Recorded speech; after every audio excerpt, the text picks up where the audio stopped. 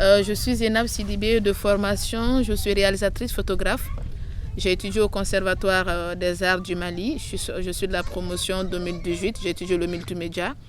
Et après, je me suis beaucoup plus spécialisée en reportage. Donc, ça fait maintenant 10 ans que je suis en train de sillonner le Mali parce que je travaille beaucoup plus avec les communautés sur des projets culturels. Parce que je suis directrice de programme d'une structure qu'on appelle le groupe Walaha, qui est l'une des plus grandes structures au Mali, qui intervient dans l'incubation et la formation des jeunes à travers l'art et la culture à Bamako et dans toutes les régions du Mali. Donc je suis beaucoup plus avec les communautés.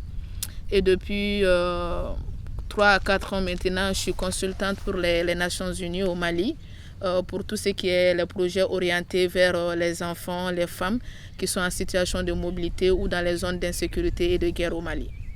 On va beaucoup plus peut-être nous accentuer un peu sur les régions du centre et du nord parce que ça va être peut-être beaucoup plus vos zones d'intervention. Je sais que vous l'avez appris, que ce soit sur les médias et tout. Le Mali, en fait, c'est comme le Burkina, la Guinée et tout. C'est un pays qui est beaucoup plus rattaché à ses cultures, en fait. Donc le Malien, c'est quelqu'un qui est rattaché à son histoire, spécialement les gens des communautés. Ils sont beaucoup plus rattachés à leur histoire, à leurs origines, à leur descendance et tout. C'est pourquoi vous allez entendre beaucoup les histoires des chasseurs, des guerriers. Par exemple, là, on est à Bankoumana. Bankoumana, ça fait partie du Mandé. Je ne sais pas si vous connaissez un peu l'histoire du Mandé. Juste à quelques kilomètres d'ici, il y a le village de Kirina. Et c'est là-bas qu'il y a eu la bataille entre Soundiata et Soumaoro, en fait. Donc, on est un peu dans la zone où se construit même un peu l'histoire du Mali, en fait, parce que tout est parti de là, du Mandé. Et aujourd'hui, avec l'urbanisation et tout ça, c'est en train plus de se rapprocher de Bamako, en fait. Donc d'abord, le Mali, ce qui est important à savoir, c'est l'historique du pays. Et puis les Maliens sont trop attachés à leur mythe. Et souvent, en tant que nous, les artistes, nous sommes des gens qui sont très scientifiques, nous sommes des gens qui réfléchissent beaucoup. Souvent, nous sommes à beaucoup mettre des mythes en doute, en fait. Et le Malien, il est allergique à ça. C'est seulement ceux qui sont dans les communautés. Si c'est dans leur tradition que leurs grands-parents, c'est eux qui ont tué tous les gens, c'est eux les grands vainqueurs, c'est eux les grands chasseurs, même si c'est faux, il faut lui faire savoir que c'est vrai. Parce qu'il ne faut jamais rentrer dans ce genre de discussion avec eux pour se dire non, c'est des mythes. Ça ne peut pas se faire avec... scientifiquement, ce n'est pas prouvé. Et là, souvent, c'est des choses que les gens interprètent mal dans les communautés. À Bamako, comme ici, en fait, ici, c'est toujours considéré un peu comme Bamako parce que c'est proche, c'est juste à 60 km encore. On n'est pas dans les vraies communautés aussi. Par exemple, quand tu prends l'histoire de Soundiata, quand on te dit que Soundiata a arraché un baobab et que tu t'imagines le baobab dans ta tête, tu te dis scientifiquement, mais est-ce que c'est possible? C'était un petit baobab, c'était des feuilles qu'il arrachait. Donc, c'est des questions que tu peux te poser.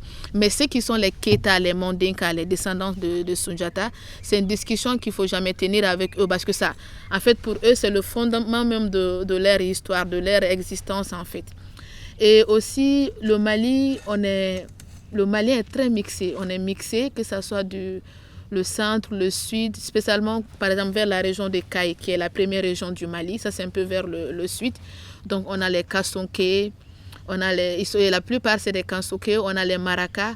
En fait, il y a plusieurs ethnies qui cohabitent ensemble, en fait. On a les Kassonké, les Maraka qui sont beaucoup plus nombreux. Et eux, c'est des populations, par exemple, si vous devez être à Kaï, par exemple, pour des spectacles ou des événements, vous êtes beaucoup plus à l'aise parce que c'est l'une des zones qui est considérée où il y a beaucoup plus de mobilité et de migration au Mali. En fait, c'est des Maracas, c'est des Soninké, c'est des commerçants, c'est des gens qui bougent beaucoup. Et c'est eux qui remplissent la France. Tous les Maliens qui sont en France, la plupart, c'est des Soninké. Et la plupart de ces Soninké-là viennent de la région de Kaï. Donc, c'est des gens qui ont voyagé, qui ont vu d'autres pays, qui sont allés peut-être en immigration au Burkina, Togo pour faire du commerce, Espagne, ainsi de suite.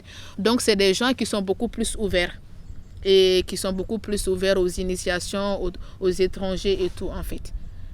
Par exemple, pour des spectacles, la danse contemporaine, il faut le dire, c'est quelque chose qui n'est pas connu au Mali. Malheureusement, la danse contemporaine, c'est pas trop connu au Mali. Même ici, il y a beaucoup de structures qui sont en train de se battre pour faire connaître cette danse. Je pense que c'est un peu partout aussi dans nos différents pays en Afrique. C'est quelque chose qui est nouveau pour nous, c'est du contemporain, comme on l'a dit. Et nous sommes en train de le faire accepter à nos communautés aussi, en fait. Au Mali, par exemple, quand tu quittes Bamako, oui, certes, tu vas avoir peu de gens qui pourront te dire c'est quoi la la danse contemporaine. Quand même, quand ils vont vous voir faire les gestuels et tout, ils vont quand même se dire, mais le gars est en train de se taper, là, on ne comprend rien. Donc, ils vont essayer de comprendre. C'est à vous aussi de vous adapter à la compréhension de ces localités, en fait. Donc, par exemple, quand tu prends le sud du Mali, qui est Kay, Sikasso, Kita et tout, c'est des zones où les gens sont beaucoup plus en mobilité, en migration. Les gens bougent beaucoup et ils sont en contact avec beaucoup plus de personnes. Par exemple, Kay fait un peu la frontière avec le Sénégal. Et avec ce problème d'orpaillage au Mali, il y a beaucoup de Burkinabés, de Sénégalais, de Nigériens qui sont à Kayville. Donc, du coup, qui viennent pour chercher de l'or. Donc, ils vivent en cohabitation avec ces ethnies. Donc, ils ont une certaine connaissance de la culture de ces ethnies-là, en fait. Mais ce qu'il faut savoir aussi pour des spectacles dans ces actes, l'apparence compte beaucoup au Mali. Même moi, j'ai beaucoup de mal dans certaines localités. Par exemple, moi, je suis tout le temps obligée, quand je vais un peu vers Tombouctou, Gao, Menaka, qui sont vraiment considérés comme des zones rouges, où vous n'avez plus accès. Moi, par exemple, je coupe mes locks. Je coupe carrément pour en faire des petits formats, pour pouvoir mettre les turbans ou les voiles, en fait. Parce qu'au sud, les gens sont beaucoup plus habitués à voir les locks et tout, parce que nous sommes beaucoup avec d'autres ethnies. Mais par exemple, au nord du Mali, aller jusqu'à Tombouctou, Menaka et tout, c'est des nomades en fait. C'est des gens qui connaissent que le désert. Et c'est des nomades touaregs qui connaissent que le désert et tout. Donc, ce n'est pas dans leur habitude de voir, par exemple, des femmes avec des locks ou bien un homme se promène avec des culottes, avec des rastas. Pour eux, ce n'est pas culturel chez eux en fait. Donc, directement, tu te fais remarquer. Donc, moi, personnellement, par exemple, quand je vais au sud, vers Kay et tout, je suis beaucoup plus à l'aise. Je vais comme ça. Et j'arrive à échanger avec les gens, discuter, mais tout en changeant un peu le style vestimentaire parce que c'est très important. Au Mali, la femme, normalement, les choses commencent à changer, mais la femme avec les pantalons, les chemises et tout, ça c'est à Bamako ou dans les grandes régions. Mais quand tu quittes les grandes régions et que tu vas un peu plus dans le village et tout, c'est mal vu. On ne va pas t'interdire, mais si tu veux vraiment t'intégrer et que tu veux qu'ils te considèrent comme de l'air, il faut peut-être t'adapter à leur style vestimentaire en fait. Et ça, c'est les pains, les robes et tout. Et généralement, ce que moi je fais, personnellement, moi je ne sais pas attacher les pains. Je ne sais même pas comment on fait. Moi, j'achète des longues robes. J'ai beaucoup de robes et quand je dois quitter Bamako, je suis beaucoup plus avec les robes parce que ça me met à l'aise. Je porte toujours les baskets. Et dans la tradition des localités du Mali, quand tu viens en tant qu'étranger, quel qu'en soit l'objectif de ta visite, tu dois aller te présenter chez le chef. Il y a toujours les chefs. Et même à Bamako, il y a les chefs de quartier. Dans les villes, on ne parle pas de tout ce qui est mairie et tout ça, c'est l'administration. Mais à Sékou, il y a le chef de la ville de Sékou. Il y a les descendants des rois et tout. Donc, si c'est des spectacles vivants, pas vous, mais les responsables, les organisateurs sont obligés d'aller voir ces gens-là pour leur présenter l'activité et leur dire c'est quoi l'activité. Tant qu'ils ne donnent pas leur accord, même si c'est l'administration qui signe tous vos documents, l'activité ne peut pas être liée. Et la plupart du temps, quand vous partez, vous êtes obligé de donner quelque chose. Ce n'est pas de la corruption, mais c'est la tradition qui exige en fait.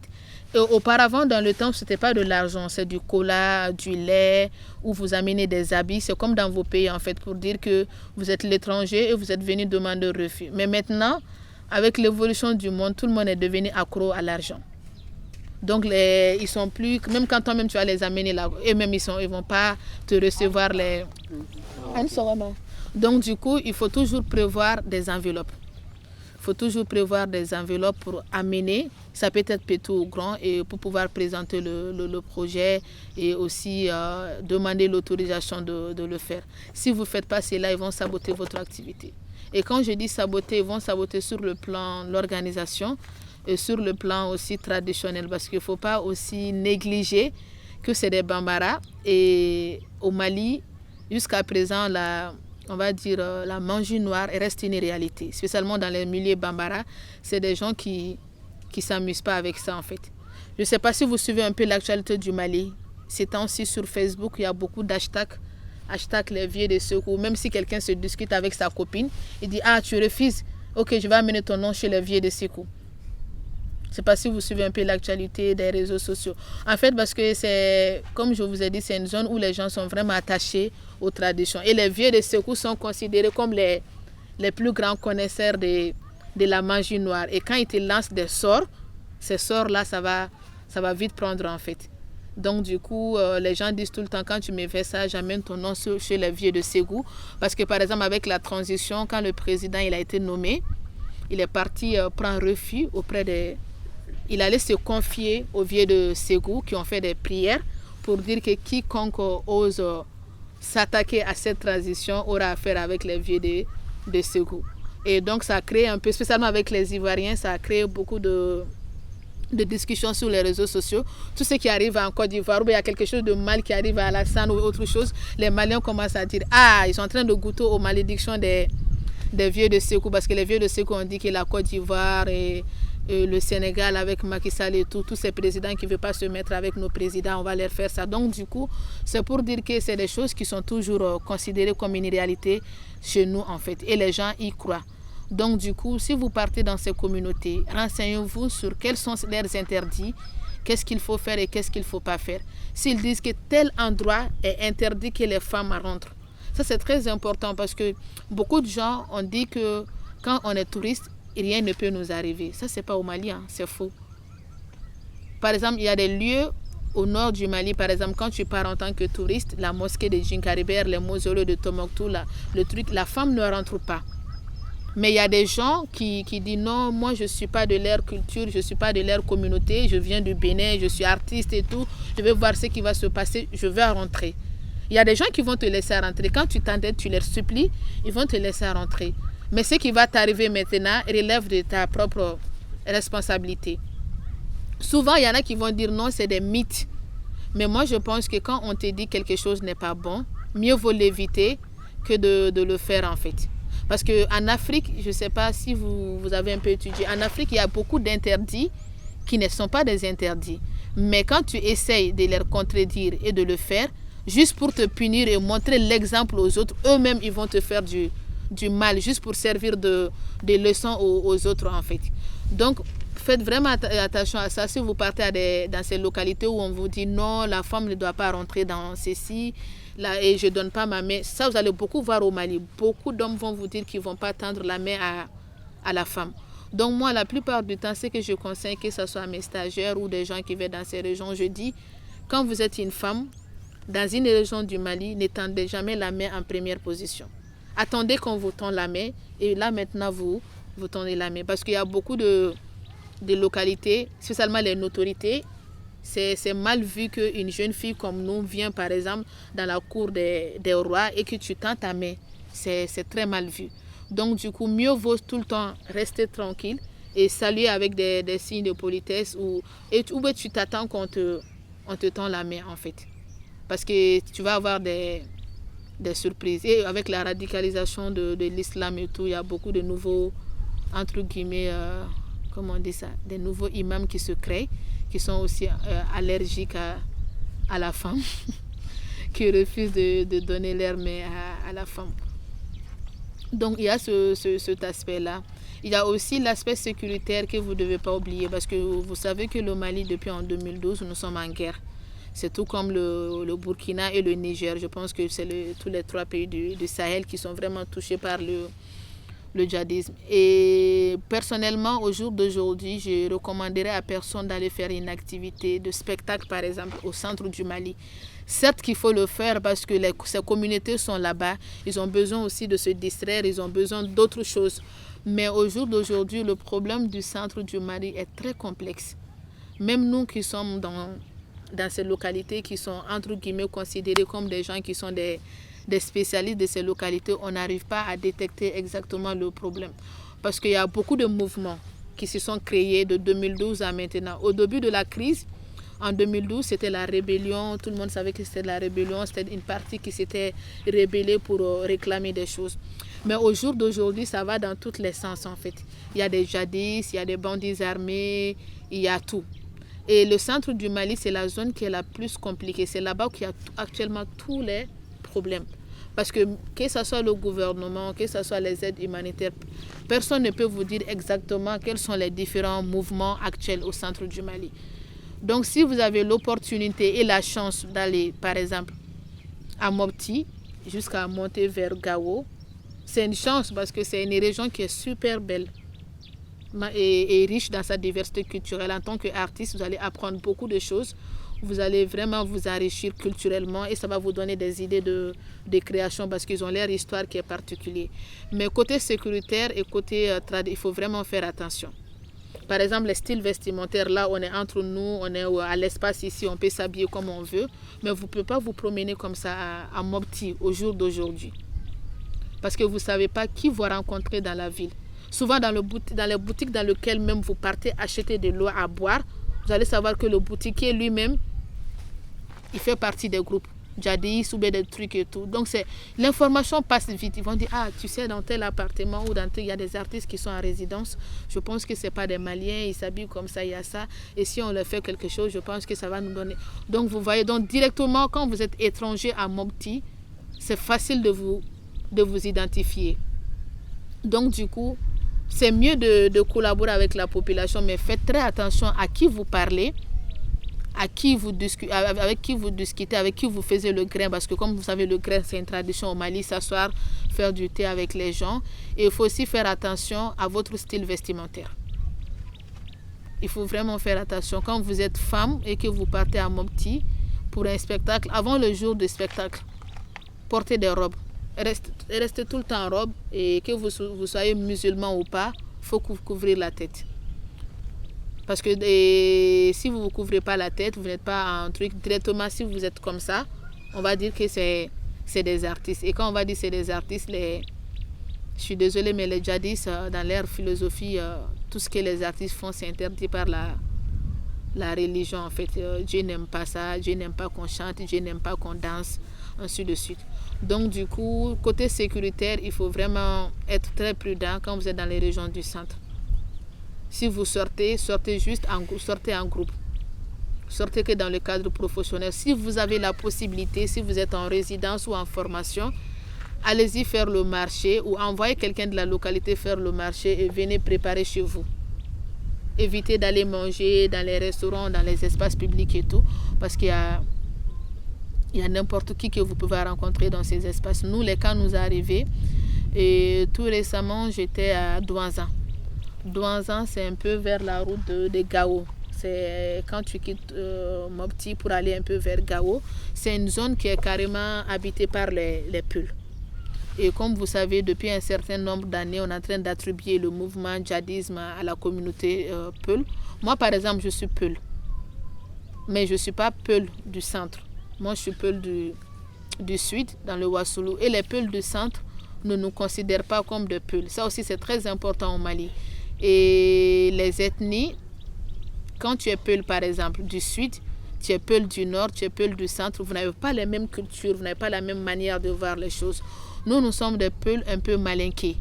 Par exemple, moi, je parle le malinqué parce que nous, on a été dominés par le mandin et tout.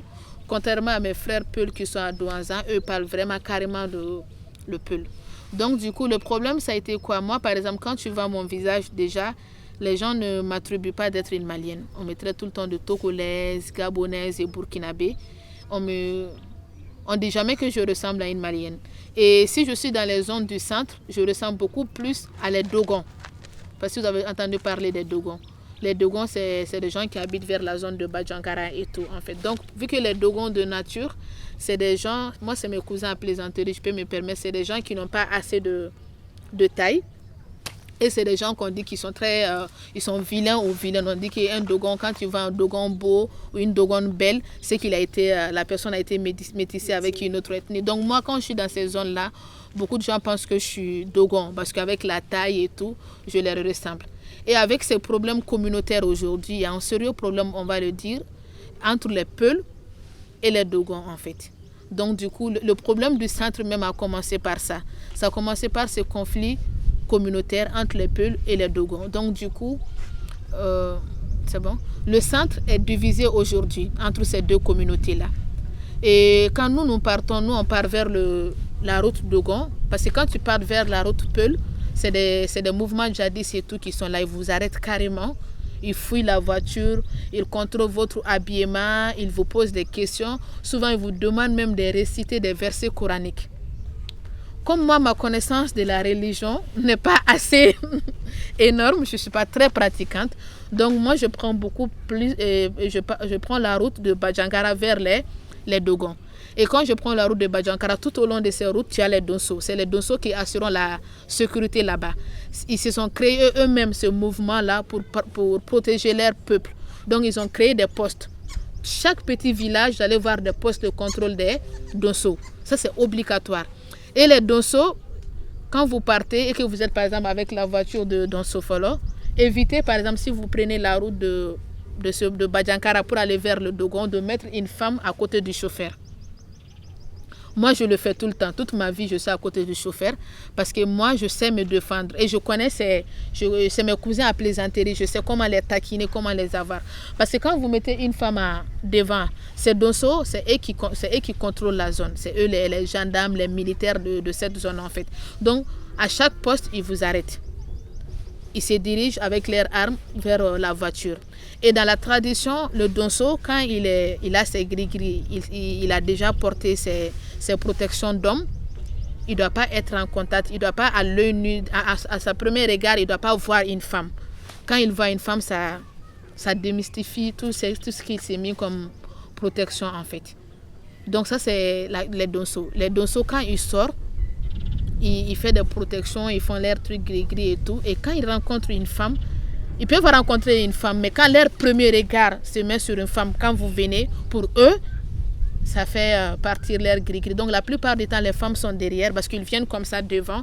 Et même quand tu es femme, quand tu es devant, tu vas voir qu'il ne va pas venir du côté de la femme. Il part toujours du côté du chauffeur. Ou bien il vous demande carrément de descendre de la voiture, il part parler au chauffeur en fait. Donc la plupart du temps, ils vont vous poser des questions. D'où vous venez? Vous partez où? Pour faire quoi? Et si par exemple vous êtes avec la voiture de Donso Folo que vous devez aller donner un spectacle à Douanza, ceux qui ne sont pas maliens ne parlent pas d'évidence. Laissez quelqu'un qui comprend le Bambara. Quelqu'un qui parle le Bambara, qui parle la langue locale. La personne répond dire que non, nous sommes des Maliens. Et ne dites jamais exactement d'où vous venez. Ça, il faut noter, c'est très important. Et ne dites jamais exactement d'où vous partez. Exemple, si vous devez partir après Badjankara, c'est Bankas. Si vous devez partir à Bankas, par exemple, si les Donso vous arrêtent, ne dites pas que vous partez à Bankas. Ils vous arrêtent, ils vous disent, d'où venez-vous? Vous ne dites pas que vous êtes venu de Bamako. Avant d'arriver à Badjankara, la ville dans laquelle vous avez fait escale, si c'est Sévaré, vous dites, vous laissez quelqu'un parler là. On vient de Sévaré. Ils vont dire, vous partez où? Le village prochain là, qui est juste, vous dites, on part dans ce village pour une course ou une activité, on fait un aller-retour. Même à eux, il ne faut jamais leur dire où vous partez.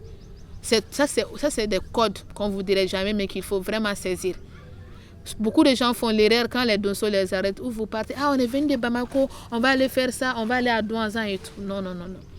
Quand ils vous posent la question où vous partez, il faut toujours dire qu'on part au village d'à côté.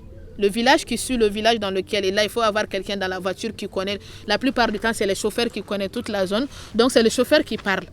Le chauffeur dit non, on va dans le village d'à côté. Et quand vous arrivez dans ce village, vous allez tomber encore sur des contrôles de Donso. Vous dites, on va encore dans le village. Jusqu'à ce que vous arrivez à votre destination, vous dites toujours, on va dans le village qui suit en fait. Et ils vont vous demander de l'argent. Mais eux, dans leur jargon, ils ne vont jamais te dire, donne-nous de l'argent. Ils vont te dire, il faut nous donner de l'argent du thé. C'est leur terme. Ils vont nous dire, il faut nous donner l'argent du thé. Donc, c'est à vous de savoir que vous devez leur donner quelque chose. Ce n'est pas une obligation. Vous pouvez refuser. Mais quand vous donnez, vous avez beaucoup plus de chances de sympathiser avec eux et vous assurer votre propre sécurité en fait.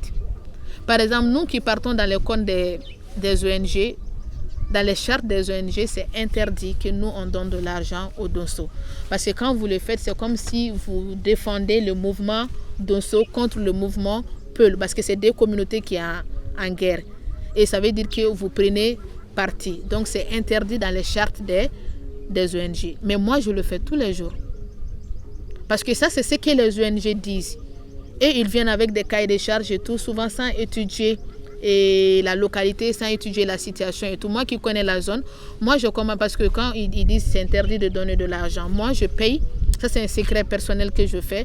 Moi quand je quitte Bamako, comme Arama elle sait, moi je paye beaucoup de biscuits, je paye des paquets de thé et tout, c'est tout le temps dans la voiture. Donc quand je m'arrête, comme il dit l'argent du thé, moi je leur donne directement du thé avec du sucre et quelques noix de cola. Je ne leur donne pas de l'argent liquide en fait. Mais souvent, ça dépend en fait du regard. Souvent, quand je regarde parmi eux et je vois leur expression corporelle et tout, si je ne me sens pas beaucoup plus en sécurité, je demande au chauffeur de leur donner de l'argent et de leur demander est-ce que le village dans lequel on va, est-ce que tout va bien, est-ce qu'il n'y a pas de soucis, est-ce qu'ils pensent qu'on doit partir. Donc j'essaie de discuter avec eux et ils te disent que non, il n'y a rien, on a nos postes là-bas, ainsi de suite. Ils vont veiller sur vous. Et quand ces donceaux vous arrêtent et qu'ils vous demandent de descendre, vous savez, il y a des gens naturellement qui ne disent jamais ce qu'on leur demande de faire. Ils ne font jamais ce qu'on leur demande de faire. Quand les donceaux disent de descendre, ils commencent à se regarder. Quand ils vous disent de descendre, il faut descendre. Que ce soit les donceaux ou les djihadistes, quel qu'en soit le mouvement, quand ils vous disent de descendre, il faut descendre. Parce que quand vous ne descendez pas, ils ont tous leurs droits parce qu'on dit que dans la jungle, tout le monde est roi. Donc pour eux là-bas, n'importe qui tu viens, tu veux leur faire du mal. Donc ils ont le droit de t'attaquer en fait. Donc tu descends, ils fouillent la voiture, ils peuvent fouiller les matériels que vous avez pour savoir si ce que vous allez partir faire ou pas, si c'est contre eux. Et la plupart du temps, on vous laisse partir.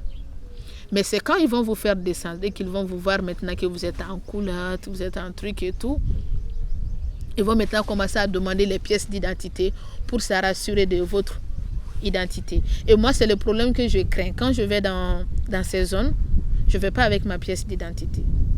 Tout le temps, je dis, je l'ai oublié. Même si je l'ai avec moi, je l'ai toujours oublié. Parce que moi, ça ne joue pas à ma faveur parce que sur ma pièce d'identité, c'est écrit Djenebou Sidibé, je suis Peul. Et normalement, en tant que Peul, je dois partir de l'autre côté. Je ne dois pas venir de ce côté. Donc, du coup, moi, je leur dis que je ne suis pas Peul, je ne suis pas Dogon. Je me fais passer par Souraï. Parce que le Souraï, c'est le cousinage à plaisanterie des Dogons. Il y a un lien très, très sacré entre les Dogons et les Souraï. Pour ceux qui sont maliens, ils savent. Quand un Dogon, quelle qu'en soit sa manière de se fâcher ou faire n'importe quoi, quand le Souraï vient lui parler, il se calme. Donc le cousinage, la plaisanterie, c'est très sacré chez nous en fait.